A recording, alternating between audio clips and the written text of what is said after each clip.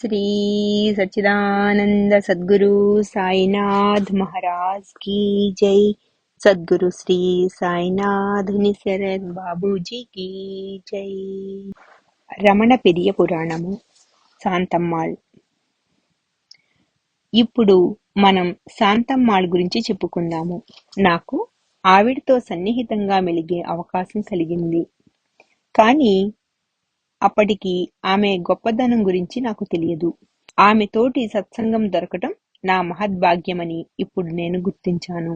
Morris ఫ్రిడ్మెన్ ఇచ్చిన వ్రాతప్రతులు చదివిన తరువాతనే నాకు ఆవిడ యొక్క ఆధ్యాత్మిక గొప్పదనం గురించి అవగాహనకు వచ్చింది. భగవాన్ స్కందాశ్రమం నుండి రమణాశ్రమానికి 1922లో వచ్చారు. అప్పుడు ఆశ్రమంలో 4-5 మాత్రమే ఉండేవారు. భగవాన్ సోదరుడు చిన్నస్వామితో కలిసి 1922 నుండి 1928 వరకు చిన్నస్వామి ముఖ్య వంటవానిగా ఉండేవారు. మిగిలిన వారు అప్పుడప్పుడు వచ్చి సహాయపడి తిరిగి ఇంటికి వెళ్తూ ఉండేవారు. శాంతమ్మాళ్ 1928లో చిన్నస్వామికి సాయపడటానికి వచ్చి మరలా తిరిగి వెళ్లలేదు. శాంతమ్మాళ్ తన భర్తను 3 కుమారులను కోల్పోయింది. ఆమెకు ఒకే కుమార్తె మిగిలింది. ఆమెకు అతి కష్టం మీద పెళ్లి చేశారు. దురదృష్టవశాత్తు ప్రసవ సమయంలో ఆమె కూడా చనిపోయింది. శాంతమ్మాళ్లకు నా వారు అని చెప్పుకునేవారు గాని, నాది అని చెప్పుకునే ఆధారం గాని ఏమీ లేకుండా పోయింది. బాగా పేద స్థితిలో ఉన్నందున చాలా మంది బంధువుల ఇళ్లలో వంటలో సాయపడటానికి వెళ్లేది. ఒకరోజు ఆమె బావగారి ఇంట్లో అన్నం వండుతూ ఉండగా ఆమెకు అంతరంగంలో ఇలా అనిపించింది. నువ్వేం చేస్తున్నావు? నీ పిల్లలు చనిపోయారు. ఎందుకు ఈ బాధ్యతలన్నీ నెత్తిన వేసుకుంటావు? నువ్వు ఎవరికి సేవ చేస్తున్నావు? నువ్వు ఎవరివి? ఇవి కేవలం ఆలోచనలు కావు. భవిష్యత్తులో కాబోయే గురువుగారి ఆజ్ఞను ఆమె గాఢంగా అనుభూతి చెందారు. ఆమె తన బావగారిల్లు వదిలి రామనాథపురంలోని తన మిత్రులు మురుగునారు ఇంటికి వెళ్ళింది. లోపలికి ప్రవేశిస్తూనే ఆమె మురుగునారు గదిలోనికి వెళ్లి అక్కడ మొదటిసారిగా భగవాన్ ఫోటోను చూశారు. అది ఆమెను ప్రభావితం చేసి రమ్మని పిలిచినట్లయింది. ఈయనే నా దైవం అనుకున్నారు. అదేమిటి, ఇప్పటి వరకు ఈయన గురించి నేను ఎందుకు తెలుసుకోలేదు అని బాధపడ్డారు.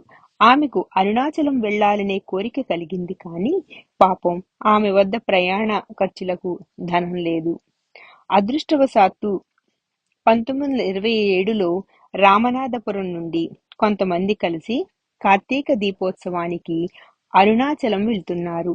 వారు ఆమె టిక్కెట్కు డబ్బిచ్చి తమతో పాటు తీసుకుని వెళ్లారు. ఆమె అరుణాచలానికి వచ్చి 40 రోజుల పాటు ఆ బృందంతో పాటు ఉండిపోయారు. ప్రతి దినము ఆమె రమణాశ్రమానికి వెళ్లి అక్కడ రమణుల సన్నిధిలో గడిపేవారు. ఆమె ప్రార్థించారు. నా స్వప్నం నిజమైంది. ఈవేళ నా అదృష్టం పండింది. నా దైవం ఇక్కడే ఉన్నారు. మీ సన్నిధిలో నాకు స్వర్గంలో ఉన్నట్లు ఉన్నది. కానీ నేను ఇక్కడ నుండి దూరంగా వెళ్లిన తరువాత కూడా నా మనసు నన్ను బాధించకుండా చూడండి. భగవాన్ సహజంగా మొహమాటస్తులు కనుక తన పక్కనే నుంచుని ఉన్న మురుగునారుతో అసలు మనసనే వస్తువు ఉన్నదేమో కనుక్కొనమని ఆమెకు చెప్పు. ఉంటే దాని రూపు ఏది? దానికి మీసాలు గడ్డము ఉంటవా? అది విని శాంతమ్మాళ్ళు స్థాణువై నిలిచిపోయారు. మురుగునారు కల్పించుకుని, భగవాన్ మీకు ఆత్మాన్వేషణలో దీక్ష ఇచ్చారు, మీరు గుర్తించలేదా అన్నారు. అందులోని ఆధ్యాత్మికత యొక్క లోతు ఆమె వెంటనే గ్రహించలేకపోయారు. కానీ ఆమె గాఢమైన భక్తి పారవస్యంలో మునిగి రమణ స్తుతి పంచకంలోని ఒక పద్యాన్ని పాడసాగారు. ఆ పద్యం యొక్క భావం ఇది. ఓ భగవాన్, నీ ఆధ్యాత్మిక వైభవం జగత్తు మొత్తాన్ని దాని సుగంధంతో నింపివేయించింది. ఆ సువాసనచే ఆకర్షితులై అనేక మంది వారి హృదయాలను నీ వైపుకు తిప్పారు. నేను కూడా తపన చెంది ఆత్రంతో నేను వెతుక్కుంటూ వచ్చాను. ఎక్కడున్నారు ఆయన అని అన్వేషించి ఇప్పుడు నీ సన్నిధికి చేరాను. ఈ పద్యంలోని అందం ఏమిటనంటే, విరూపాక్ష గుహలో సత్యమంగళం వెంకట్రామ అయ్యర్ 1910వ దశకంలో వ్రాసిన ఈ పద్యము శాంతమ్మాళ్ పరిస్థితికి చక్కగా సరిపోయింది.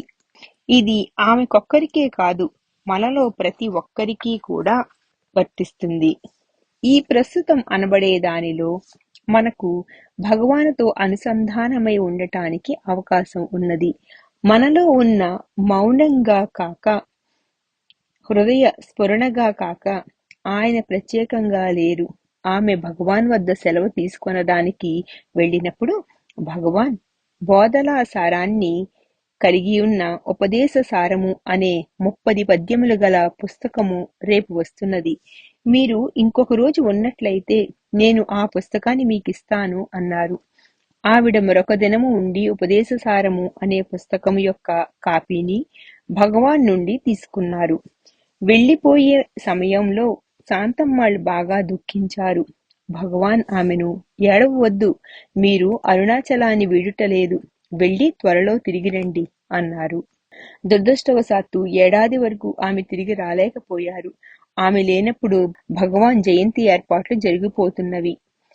సర్వాధికారిని పిలిచి శాంతమ్మాళ్ళకు ఒక ఆహ్వాన పత్రికను పంపవలసిందిగా చెప్పారు భగవాన్. ఆ సమయంలో శాంతమ్మాళ్ నిరుపేద, అనాథ అయిన వితంతువు. గురువుకు శిష్యునికి మధ్య గల దూరాన్ని భర్తీ భగవాన్ తీసుకున్న శ్రద్ధను చూసి శాంతమ్మాళ్ చలించిపోయారు. ఆమె డబ్బు అడుక్కుని చివరకు 1928లో ఆశ్రమానికి వచ్చేశారు. ఆమె వచ్చేసరికి భగవాన్ ఉళ్ళదు నార్పదు అంటే ఉన్నది నలుపది అనే బోధను వివరిస్తున్నారు. ఆయన చెప్పడం ఆపి ఆమె వైపు తిరిగి, మీకు దీని కాపీ అందిందా? మీకు కాపీని పంపమని వాళ్లకు చెప్పాను అన్నారు. భగవాన్ కరుణకు, వ్యక్తిగత శ్రద్ధకు చలించిపోయిన ఆమె, నేను ఈ గురువుగారితోనే ఉండిపోతాను, వేరెక్కడకు వెళ్లకుండా ఆయనకు వండి పెడతాను అని ప్రతిన పూనారు. మర్నాడు ఆమె భగవాన్తో ఇలా చెప్పారు. భగవాన్, మీ వద్ద ఉన్నంత కాలము నా మనస్సు ప్రశాంతంగా ఉన్నది. మీ నుండి దూరంగా వెళితే అశాంతితో బాధపడుతున్నాను. నేనేం చెయ్యాలి? మీ మనసు విశ్రాంతిగా ఉండే వరకు మీరిక్కడే ఉండిపోండి అన్నారు భగవాన్. మర్నాడు ఉదయం చిన్నస్వామి వైద్య చికిత్స కొరకు చెన్నై వెళ్లి అక్కడ కొన్నాళ్లు ఉండవలసి వచ్చింది. చిన్నస్వామి లేనప్పుడు ఆశ్రమంలో వంట చేసేవారు లేరు. వంట పని చూసుకొనవలసిందిగా శాంతమ్మాళ్లను కోరారు. భగవాన్ వద్ద ఉండి ఆయనకు వండి పెట్టడం అనేది చాలా చిరకాల స్వప్నం. అది సువర్ణావకాశమైనది. శాంతమ్మాళ్ వంటగదిలోనికి ప్రవేశించినప్పుడు కొత్తగా వంటగదిలోనికి వచ్చిన ఆమెను ఒంటరిగా వదిలివేయటం ఇష్టం లేక భగవాన్ అక్కడికి వెళ్లి వంట పనిలో ఆమెకు సహాయపడసాగారు. మంచి పాకశాస్త్ర ప్రవీణులే కాక తన భక్తుల అహంకారములను వండి అరుణాచలునికి నివేదించడంలో ఆయన దిట్ట. నిజానికి కావ్యకంఠుల వారు ఈ విధంగా గానం చేశారు. ఓ భగవాన్, మీరు వంకలేని పాకశాస్త్రజ్ఞులు, కాకపోతే మాంసాహారాన్ని వండువారు. మీరు మా అహంకారములను అన్నింటినీ వండి మీ తండ్రి గారైన అరుణాచలేశ్వరునకు నివేదిస్తారు. ఒకసారి వాడుకలో ఉన్న నూనె డబ్బా కారిపోవటం మొదలుపెట్టేసరికి శాంతమ్మాళ్లకు సమస్య ఎదురైంది. తనకు ఇంకొక డబ్బా లభిస్తే గనుక చాలా వరకు సమస్యలు తీరిపోతవి అని ఆమె భగవాన్తో అన్నది. భగవాన్ సమాధానము ఇవ్వలేదు. 10 రోజులలో 6 పెద్ద డబ్బాలు రైల్వే స్టేషన్ నుండి రమణాశ్రమానికి పంపబడ్డవి. పంపిన వారి పేరు, చిరునామా లేదు. ఇప్పటికీ కూడా వాటిని ఎవరు పంపారో తెలియదు. భగవాన్ శాంతమ్మాళ్లను పిలిచి, నువ్వు ఒక్క డబ్బా అడిగావు, ఇక్కడ 6 అన్నారు. మరొక పర్యాయము శాంతమ్మాళ్లకు కొంత డబ్బు అవసరమైంది. 3 దినాల లోపల సరిగ్గా ఆమెకు కావలసినంత రొక్కం ఆమెకు మనీ ఆర్డర్ ద్వారా పంపబడింది. దినపత్రికలో మహర్షి గురించిన వ్యాసాన్ని చదివిన శ్రీనివాసరావు అనే ఆయన ఆ డబ్బును పంపారు. ఆ వ్యాసంలో శాంతమ్మాళ్ అనే వంట మనిషి భగవాన్కు వంట చేసి పెట్టడానికి ఆశ్రమానికి వచ్చి ఉంటున్నారని చదివిన ఆయనకు ఆమెకు కొంత డబ్బు పంపాలనే ప్రేరణ కలిగిందట. శాంతమ్మాళ్ తరువాతి కాలంలో ఈ 2 సంఘటనల వలన భగవాన్ పట్ల పూర్తి విశ్వాసం ఉంటే చాలు అని రుజువైందని నాతో అన్నారు. ఒకరోజు భగవాన్, శాంతమ్మాళ్ వంటగదిలో వంట చేస్తున్నారు. భగవాన్ కూరను అదే పనిగా కలియదిప్పుతూ ఒకసారి ఆపి ఆమె వైపు చూశారు. శాంతమ్మాళ్ వెంటనే నిశ్చలంగా అయిపోయారు. నిశ్శబ్దము, శుద్ధమైన సంతోషము మిగిలి తక్కినవన్నీ మాయమైపోయాయి. శాంతమ్మాళ్ అమితమైన ఆనందాన్ని పొందుతూ ఉండిపోయారు. కొంతసేపు అయిన తరువాత భగవాన్ అటూ ఇటూ నడుస్తూ ఉండగా శాంతమ్మాళ్లకు పరిసరాల జ్ఞానం కలిగింది. భగవాన్ కూరవంక చూస్తూ అన్నారు, ఇది పూర్తిగా ఉడికి శబ్దం రాకుండా అయిపోయింది. ఇప్పుడు మీరు సుగంధ ద్రవ్యాలను కలపవచ్చును. మనస్సును నిశ్శబ్ద స్థితిలో నిలిపి దానికి వివేకమనే సుగంధ ద్రవ్యాన్ని కలపవలెనని శాంతమ్మాళ్ అర్థం చేసుకున్నారు. ఈ విధంగా రోజువారీ పనులలోనే బోధను మిళితం చేసేవారు భగవాన్. మరోసారి శాంతమ్మాళ్ అప్పుడే ఏదో ఒక వంటకము వండటం పూర్తి చేశారు. అప్పుడు వంటగదిలోనికి వచ్చిన భగవాన్కు ఆ వంటకం రుచి చూడవలసినదిగా ఆమె కోరారు. భగవాన్ సరదాగా నవ్వుతూ ఇలా అన్నారు, మీకు తెలుసా, రాజులు వంటకాలను రుచి చూచుటకు కొంతమందిని నియమించి వారికి భారీగా జీతం ముట్టచెప్పేవారు. మీరు నన్నదే పని చేయమంటున్నారు. మీరు నాకేమి జీతం ఇస్తారు అన్నారు. భగవాన్, నేనొక యాచకురాలిని. నేను నన్ను మాత్రమే మీకు అంకితమివ్వగలను అన్నారు శాంతమ్మాళ్. ఈ శరణాగతిని భగవాన్ హృదయపూర్వకంగా ఆమోదించారు. శాంతమ్మాళ్ వంటలను అందరూ ఇష్టపడేవారు. అవి చాలా రుచిగా ఉండటమే కాదు, పూర్తిగా శరణాగతి చెందిన వారిచే వండబడ్డవి కాబట్టి. శాంతమ్మాళ్ హాలులో జరిగిన ఒక ఆసక్తికరమైన సంఘటన గురించి తెలిపారు. ఒకప్పుడు ఒక యూరప్ దేశస్థుడు ఆశ్రమానికి గుర్రపు బగ్గీలో వచ్చి తిన్నగా హాలులోనికి వెళ్లారు. అక్కడ ఆయన భగవాన్కు తాను వ్రాసిన కాగితాన్ని ఇచ్చారు. భగవాన్ దానిని చదివి ఆయన వైపు చూశారు. వెంటనే ఆయన కనులు మూసుకుని నిశ్చలులైనారు. కొంతసేపున్న తర్వాత భగవాన్ కూడా కనులు మూసుకున్నారు. వారిద్దరూ నిశ్శబ్దంగా మౌనంగా ఉన్నారు. వారి చుట్టుప్రక్కల ఉన్న మరికొందరు కూడా శాంతిలో మునిగిపోయారు. మధ్యాహ్నం భోజనానికి గంట కొట్టారు. అయినా భగవాన్ కాని ఆ పాశ్చాత్యుడు కాని కదల్లేదు. 12 గంటలకు ఇరువురు కళ్ళు తెరిచారు. ఆ పాశ్చాత్యుడు పారవస్యంతో వెళ్లిపోయారు. భగవాన్, ఒకసారి మీరెంత పాత్రను తీసుకుని సముద్రానికి వెళితే అంత నీరు నింపుకుని తెచ్చుకోగలరు. మీరు కేవలం ఒక కప్పు మాత్రమే తీసుకునెళితే కప్పు నీరు మాత్రమే తెచ్చుకుంటారు. మీరు బకెట్ తీసుకుని వెళ్తే బకెట్ నిండా నీళ్లు తెచ్చుకోగలరు. ఆ సముద్రం మొత్తాన్ని దోచుకోండి. ఆ పాశ్చాత్యుడు సముద్రం మొత్తాన్ని కొల్లగొట్టుకోవటానికి వచ్చారు. భగవాన్ అపార అనుగ్రహాన్ని పొందడానికి ఆ పాశ్చాత్యుడు ఎంత భాగ్యశాలి అయి ఉంటారో అని శాంతమ్మాళ్ నాతో అన్నారు. శాంతమ్మాళ్ చెప్పిన మరొక ఆసక్తికరమైన సంఘటన ఒక హైందవ సన్యాసి గురించినది. ఒకప్పుడు ఒక వృద్ధుడైన ఉత్తర భారతదేశానికి చెందిన సన్యాసి రమణాశ్రమానికి వచ్చి అక్కడ కొద్ది రోజులు ఉన్నారు. చివరి రోజున ఆయన భగవాన్ వద్దకు వచ్చి ఆయన ఎదురుగా నిలబడి ఇలా అన్నారు, భగవాన్, రమణాశ్రమంలోని ప్రతిదీ నాకు పూర్తి సంతృప్తినిచ్చింది. ఇప్పుడు నేను వెళ్లిపోవటానికి సిద్ధంగా ఉన్నాను. నా హృదయంలోని కోరికను తీర్చండి. భగవాన్ తాను అంతకు ముందు గాని అటు పిమ్మట గాని చెయ్యని పనిని చేశారు. ఆయన లేచి నుంచుని సన్యాసి వద్దకు వెళ్లి ఆయనను స్పర్శించారు. వారిద్దరూ ఆ విధంగా నుంచునే ఉన్నారు. ఆ సన్యాసి కన్నీళ్లతో భగవాన్ పాదాలపై పడే వరకు. చక్కటి చిరునవ్వుతో పారవస్యంలో మునిగిన వాడై ఆయన భగవాన్ సన్నిధిని వీడి వెళ్లిపోయారు. మైసూరు మహారాజా వారిని గురించి వేరే భగవాన్ పుస్తకాలలో లేని ఉదంతాన్నొకదాన్ని శాంతమ్మాళ్ చెప్పారు. బ్రిటిష్ వారి హయాంలో 300 పైగా చిన్న చిన్న రాజ్యాలు ఉండేవి.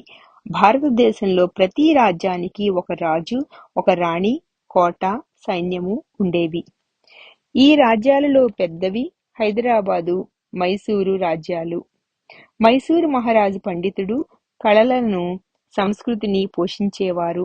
ఒకరోజు ఎవరికీ తెలియకుండా ఆయన నిశిరాత్రిలో భగవాన్ వద్దకు వచ్చి మర్నాటి ఉదయం వరకు ఉండిపోయారు. ఆయన భగవాన్తో ఒంటరిగా మాట్లాడాలని కోరుకున్నారు. కానీ భగవాన్ అటువంటి అవకాశం ఇంతకు ముందు ఎవ్వరికీ ఇవ్వలేదు. ఆయన హాలులో ఉన్న గిరిపైకి వెళ్ళిన భక్తులు ఆయన వెంట ఉంటూ ఉండేవారు. అందుకని భగవాన్ ఆయనకు తను స్నానం చేసే 8 అడుగుల పొడవు 8 అడుగుల వెడల్పు గల స్నానపు గదిలో మాట్లాడడానికి అవకాశమిచ్చారు. మహారాజు భగవాన్ పాదాలపై పడి దుఃఖించారు. ఆయన కన్నీరు భగవాన్ పాదాలను తడిపివేసింది. అప్పుడు మహారాజు పైకి లేచి ఇలా అన్నారు: భగవాన్, వాళ్ళు నన్ను రాజును చేసి బలవంతంగా సింహాసనంపై కూర్చోబెట్టారు. ఈ కారణం వలన నేను మీ వద్దకు వచ్చి మీ సన్నిధిలో ఉండలేకపోతున్నాను. ఈ కొద్ది నిమిషాలే నా జీవితంలో మొత్తంలో విలువైనవి. ఇటుపై నేనిక్కడకు రాలేను. దయచేసి నన్ను ఆశీర్వదించండి. శాంతమ్మాళ్ భగవానును మహారాజా గురించి అడిగినప్పుడు ఆయన పరిపక్వమైన పండు అని ఒకే వాక్యంలో చెప్పారు భగవాన్. ప్రతి సంవత్సరము తిరువణమలైలో కార్తీక దీపోత్సవం 10 రోజుల పాటు వైభవంగా జరపబడేది. అరుణాచలేశ్వరుని విగ్రహాన్ని టౌనులో ఊరేగించేవారు. ఆ గొప్ప దృశ్యాన్ని చూడటానికి వేలాది భక్తులు గుమిగూడేవారు. ఈ భక్తులలో చాలా మంది యాచకులు, సాధువులు, సన్యాసులు. వాళ్ళు భోజనం కొరకు రమణాశ్రమానికి వచ్చేవారు. వారందరికీ భోజనం పెట్టబడేది. ఒక సంవత్సరము వారి రద్దీ తట్టుకోవటం కష్టమనిపించింది ఆశ్రమ సేవకులకు. ఆ సంవత్సరం వారికి భోజనం పెట్టడం ఆపివేద్దామనుకున్నారు. ఆ నిర్ణయానికి వచ్చిన రోజు రాత్రి శాంతమ్మాళ్లకు ఒక స్వప్నం వచ్చింది. ఆమె భగవాన్ హాలులో కూర్చుని ఉన్నారు. ఆమె ఏదో కీటకము వంటిది. భగవాన్ పక్కన ఎగరటం చూశారు. క్రమేపీ అది పెద్దదిగా అయి రెక్కల గల పెద్ద ఎర్రని గుర్రము వలె మారిపోయింది. అది ముందు భగవాన్ చుట్టూ, తరువాత మొత్తం ఆశ్రమం చుట్టూ ప్రదక్షిణ చేసి తిరిగి భగవాన్ వద్దకు వచ్చి తరువాత మాయమైపోయింది. మర్నాడు ఈ కలకు అర్థమేమై ఉంటుందా అనే కుతూహలంతో శాంతమ్మాళ్ భగవాన్ దగ్గరికి వెళ్లారు. కార్తీక దీపోత్సవ సమయంలో దేవతలు, దివ్య పురుషులు, యాచకులు, సాధువుల రూపంలో తిరువణమలైకి వస్తారు. కాబట్టి వారికి భోజనం పెట్టడం గొప్ప విశేషం అన్నారు. మర్నాడు ఉదయం శాంతమ్మాళ్ ఈ సంగతిని చిన్నస్వామికి తెలియచెప్పగానే ఆయన వచ్చే యాచకులు, సాధువులు అందరికీ భోజనం ఇవ్వడానికి ఏర్పాట్లు చేశారు. శాంతమ్మాళ్లకు కాంతివంతమైన వెలుగుల దృశ్యాలు కనిపిస్తూ ఉండేవి. నేను మొదటిసారి భగవాన్ వద్దకు వచ్చినప్పుడు సూర్యుడి వంటి గొప్ప కాంతి మధ్యలో భగవాన్తో కనిపించింది. తరువాత నా భ్రూమధ్యంలో కాంతి కనపడసాగింది. మరోసారి పెద్ద కాంతి భగవాన్ తల నుండి బయటకు వచ్చి హాలంతా నిండిపోయింది.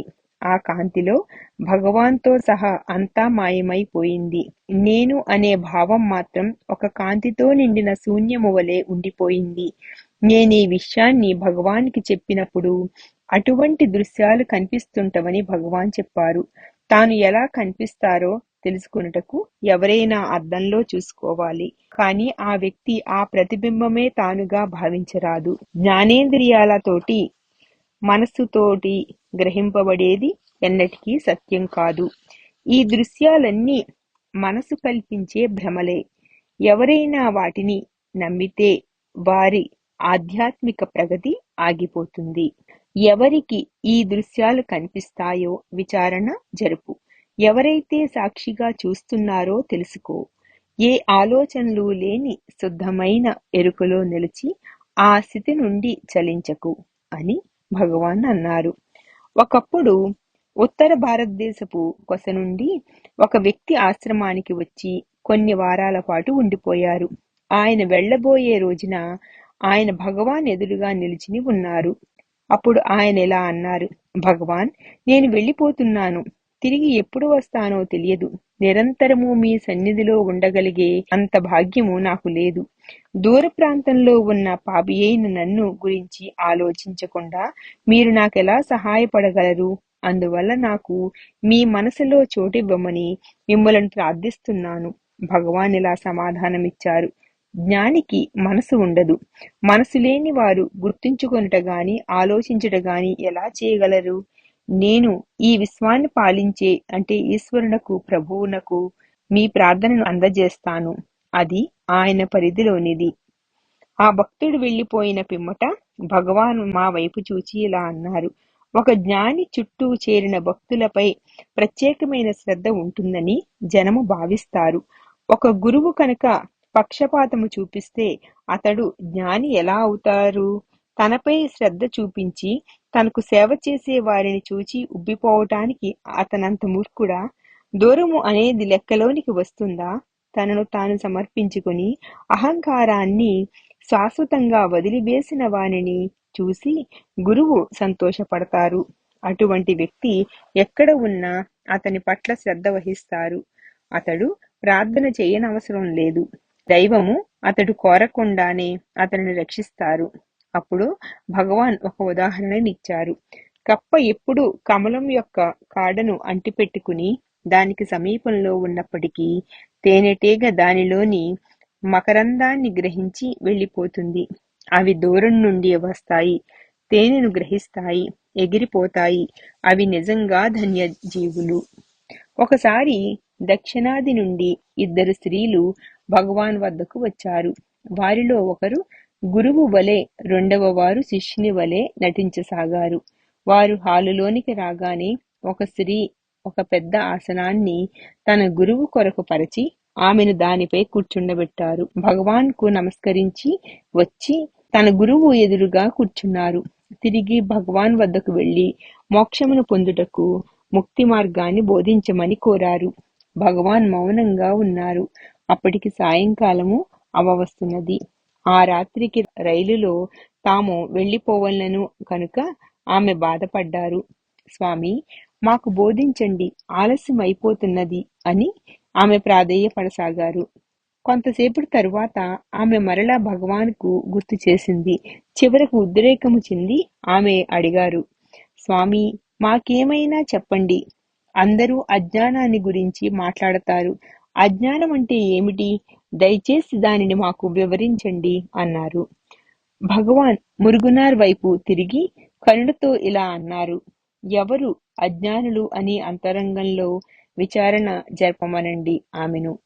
మురుగునార్ ఆ స్త్రీల వైపుకు తిరిగి, మీకు దీక్ష ఇవ్వటం అయిపోయినది, ఇక మీరు వెళ్ళవచ్చును అన్నారు. నిరాశతో ఆ స్త్రీలిద్దరూ వెళ్లిపోయారు. తరువాత భగవాన్ ఆ సంఘటన గురించి ఇలా అన్నారు. ప్రతి పని హడావిడిగా చేయబడాలి. ప్రతి వారికి ఏదో ఒక రైలు అందుకోవలసి ఉంటుంది. వారు హడావిడిగా ఈ స్వామి వద్దకు వచ్చి ముక్తి, మోక్షము అనబడే పార్సిల్ తీసుకుని వెళ్లాలనుకుంటారు. వాళ్ళు అక్కడ కొంత, ఇక్కడ కొంత చదివి మోక్షానికి సిద్ధంగా ఉన్నారనుకుంటారు. ఎవరు మోక్షాన్ని కోరుకుంటున్నారు? ఎవరికి ముక్తి కావాలి? అంతరంగంలోనికి తిరిగి హృదయంలో పరిపూర్ణంగా నిండి ఉన్న మౌనంగా తానుండక బాహ్యంలో తిరుగుతూ శాంతి లేక అలజడి చెందుతూ ఉంటారు. ప్రతిదీ ఇప్పటికే లోపల ఉన్నది. ఎవరైతే వెతుకుతున్నారో వెతకబడేది కూడా వారే. నిశ్చలత్వమే సత్యము. శాంతమ్మాళ్ శ్రద్ధతో వీటిని వ్రాసి ఉండకపోతే ఇటువంటి సంఘటనల వివరాలు సాధకులమైన మనకు లభ్యమయ్యేవి కావు. అద్భుతమైన పాకశాస్త్ర ప్రవీణురాలే కాకుండా శాంతమ్మాళ్ చాలా బలమైన స్త్రీ. ఒకరోజు ఒక పెద్ద పాత్రలో సాంబారు మరుగుతున్నది. భగవాన్ అకస్మాత్తుగా వంటగదిలోనికి వచ్చారు. ఆ పాత్ర ఎంత పెద్దది అనంటే దానిని మొయ్యడానికి సాధారణంగా 3 మనుషులు కావాలి. ఆ సాంబారు అప్పటికే బాగా మరిగిపోయినందున దానిని పొయ్యి మీద నుండి కిందకు దింపమని చెప్పి వెళ్లిపోయారు భగవాన్. ఆ చుట్టుప్రక్కల ఎవరూ లేనందున వల్ల శాంతమ్మాళ్ ఏ మాత్రం ప్రయాస పడకుండా ఆ పాత్రను దించి పక్కన పెట్టారు. అది చేసిన తరువాత ఆమె ఆశ్చర్యంతో అనుకున్నారు, ఇది భగవాన్చే చెయ్యబడ్డ అద్భుతమే. మామూలుగా ఒక స్త్రీ దానిని తాకను కూడా తాకలేదు. కానీ భగవాన్ చెప్పారు కాబట్టి నేను దానిని ఎత్తి అవతల పెట్టగలిగాను. అంత ప్రగాఢమైన విశ్వాసం గల స్త్రీ ఆమె. శాంతమ్మాళ్ పల్లాకొత్తులో ఉండే సాధువుల పట్ల దయగాను, వారికి సహాయకారిగాను ఉండేవారు. వారి భోజనాన్ని వారే వండుకోవలసి వచ్చింది కనుక వారు చేసుకోలేనివి ఊరగాయ, పచ్చళ్ళు, తీపి పదార్థాలు, ఆశ్రమంలో తయారు చేయబడ్డ రుచికరమైన పదార్థాలు వారికి పంపుతుండేవి. ఇదంతా భగవాన్కు చేస్తూ ఉండేది. ఒకప్పుడు ఎక్కువ రకాల కూరగాయలను ఉపయోగించి తయారు చేయబడిన అవియల్ అనే రుచికరమైన దక్షిణాది వంటకాన్ని ఆశ్రమంలో తయారు చేశారు. భగవాన్ శాంతమ్మాళ్లను పక్కకు పిలిచి, మురుగునారుకు అవియల్ అంటే ఇష్టము. మురుగునారుకు అవియల్ ఎవరు ఇస్తారు అన్నారు. శాంతమ్మాళ్ వెంటనే వంటగదిలోనికి లోపలికి వెళ్లి అవియల్ను పార్సిల్ చేసి పల్లాకొత్తుకు పరుగున వెళ్లారు. మురుగునార్ భిక్ష కొరకు టౌనుకు వెళ్లి ఉన్నందున ఆయన అక్కడ దొరకలేదు. ఆమె దారిలో ఆయనను పట్టుకుని భగవాన్ ఆయన కొరకు అవియల్ పంపిన విషయం చెప్పారు. తన సద్గురువుకు గల శ్రద్ధను, కరుణను చూచి మురుగునార్ బిగ్గరగా ఏడ్చేశారు. వృద్ధురాలైన పిదప ఆమె ఆశ్రమానికి భౌతికంగా సేవ చేయలేనని భావించారు. ఆశ్రమంపై భారంగా ఉండటము ఇష్టం లేక ఆమె ఆశ్రమాన్ని వదిలి వెళ్లిపోవాలనుకున్నారు. ఆ రాత్రి భగవాన్ ఆమె స్వప్నంలో కనిపించి, ఎక్కడికి వెళ్తారు శాంతమ్మాళ్? మిమ్మల్నెవరు కనిపెట్టి ఉంటారు అన్నారు. తానే ఆమెను కనిపెట్టి ఉంటానని భగవాన్ ఆమెతో పరోక్షంగా చెప్పారన్నమాట. శాంతమ్మాళ్ తన చివరి రోజుల వరకు ఆశ్రమంలో ప్రశాంతంగా గడిపారు. శ్రీ సచ్చిదానంద సద్గురు సాయినాథ్ మహారాజ్ की जय। सद्गुरु श्री साईनाथ मुनिसरत बाबूजी की जय।